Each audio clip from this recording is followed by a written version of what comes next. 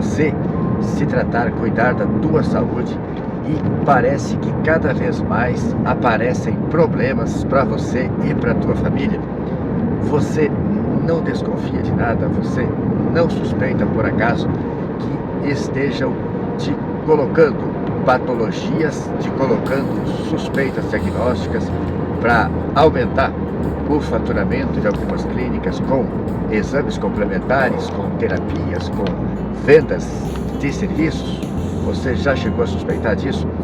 Fica comigo aqui nesse vídeo que eu vou contar um caso clínico onde eu suspeito de que as pessoas não estejam sendo ajudadas pelos serviços de saúde.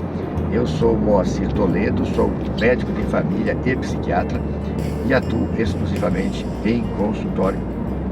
E também sou professor da Faculdade de Medicina da UFMT.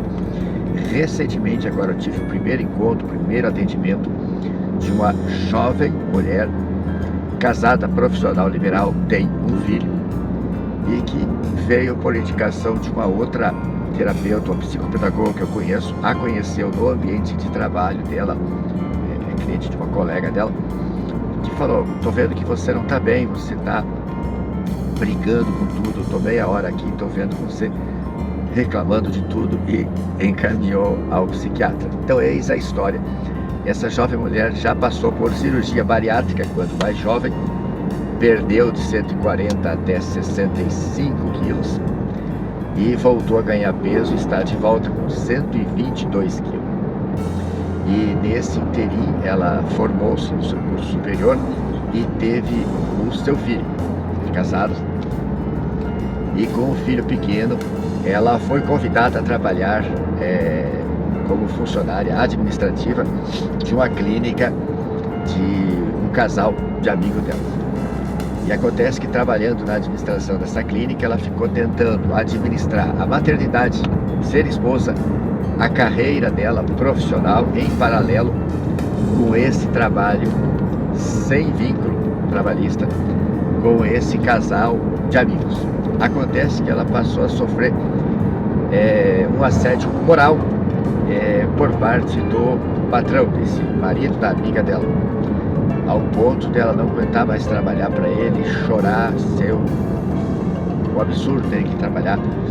Eles se tornaram sócios, essa clínica se tornou sócia de outra clínica, de outro profissional liberal, e ela, percebendo que literalmente esse outro sócio vinha sendo, entre aspas, logrado, usurpado por esse primeiro patrão dela, ela chegou e falou o que estava acontecendo, que as contas não estavam batendo, que ela tinha acesso às contas, que ele fazia ela fazer pagamentos que não cabia à conta do outro sócio.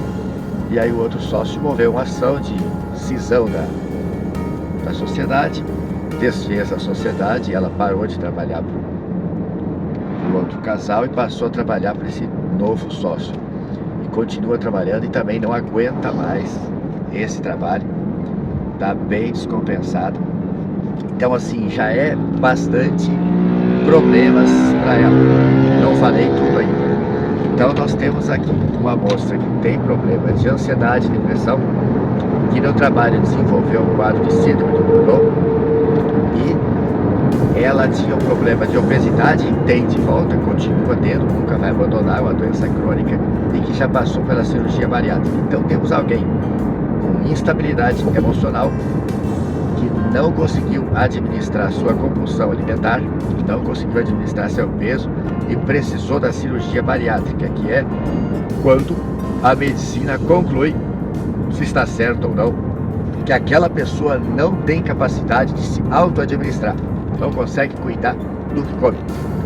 E essa pessoa não teve um suporte psicológico que dissesse para ela: agora você tem que administrar a tua alimentação, os teus cuidados pessoais e, no máximo, família.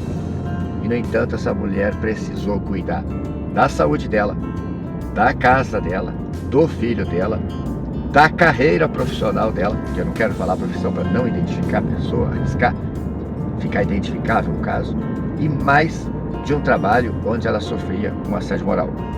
E, pior de tudo ainda, veio o filho, e com 2 anos fizeram o diagnóstico de autismo, de TEA. Porém, aí chega a raiz do que eu quero falar. E ela perdeu o pai dela, e olha o que está na cabeça dela. Ela está confiando que o diagnóstico é TEA, seria autismo, mas porém agora já falaram que tem suspeita para deficiência intelectual e TOD, transtorno desafiador opositor. Olha, eu já falei algumas vezes aqui, transtorno desafiador opositor é uma criança reativa, um humor muito instável, que vai altos e baixos. E o critério maior para ser autismo é a pessoa ter uma rigidez afetiva, um achatamento do afeto, ou seja, uma certa incapacidade de modular o afeto para a ira, para a felicidade, para a raiva, não entender as emoções diretamente.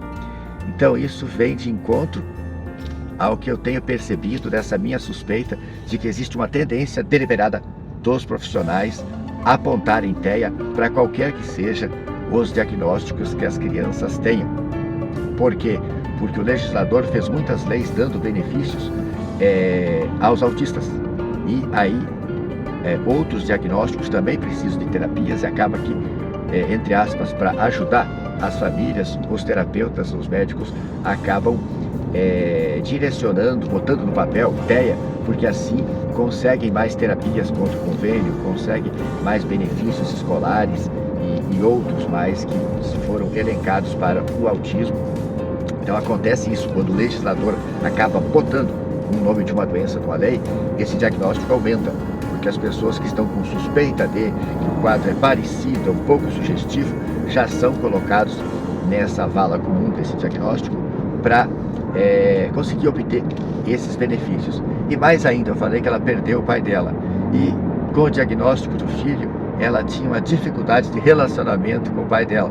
Ela está acreditando agora que o pai dela teria autismo. Veja só, um homem que nasceu, cresceu, produziu, teve família, criou filhos, agora até depois de morto, alguém está tentando colocar o diagnóstico de autismo neste senhor já falecido. Então, eu fico com aquela impressão que não deve ser loucura minha, mas existe uma tendência, uma fábrica de autismos no mundo, parece. Então, voltando lá no começo que eu falei, se você não tem impressão de que estão criando doença, criando problemas para aumentar o faturamento de clínicas, é isso que eu estou dizendo. Uma moça que precisa se focar no psicológico dela, para ela aprender a cuidar da saúde dela, focar na obesidade dela e direcionar ela para ela escolher entre fazer a carreira privada dela como profissional liberal ou pegar o emprego, cumprir o expediente e cuidar da casa dela e do filho dela. Ela não tem condições psicológicas e físicas para ela ser 4 em 1: esposa, mãe, profissional liberal e funcionária de alguém. É muita coisa. A gente precisa ter limite no que a gente faz, e daí o papel do profissional para enxergar isso, colher essa história e ajudar essa pessoa a inventariar, a escolher uma ou duas prioridades, coisas que seja capaz dela levar adiante. Senão ela vai ter muito prejuízo, não vai conseguir alcançar nada.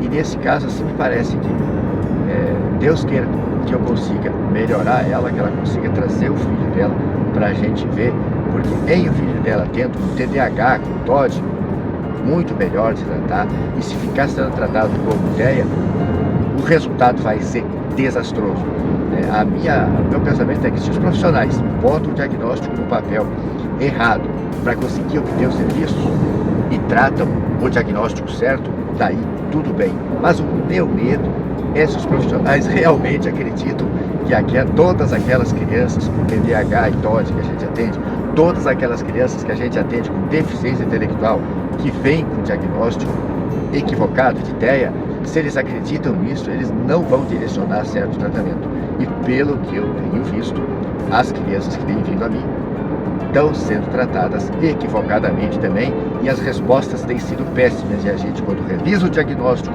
faz o tratamento direcionado corretamente ao diagnóstico, o resultado é muito melhor.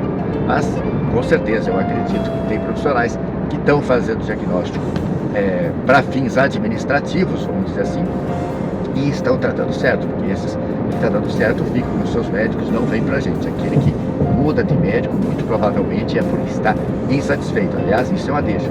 Se você sentir que às vezes estão tratando, mas não está melhorando, que cada vez é um problema novo, cada vez tem uma recomendação para uma nova avaliação, um novo exame, desconfie que isso pode ser angariação de mais honorários, e pegue outra opinião. Tem nada melhor que a nossa liberdade de poder pedir opinião e fazer uma outra avaliação para você ver e você estudar um pouco, para você entender um pouco e tentar tirar o que é melhor para a tua saúde. Então, é esse o recado, que além de encontrar o problema na pessoa, começa a encontrar nos familiares, a sugestionar um monte de coisa, e quando a pessoa está nervosa, ansiosa, desesperada, ela vai aceitando, fazendo procedimentos, tratamentos, investigações.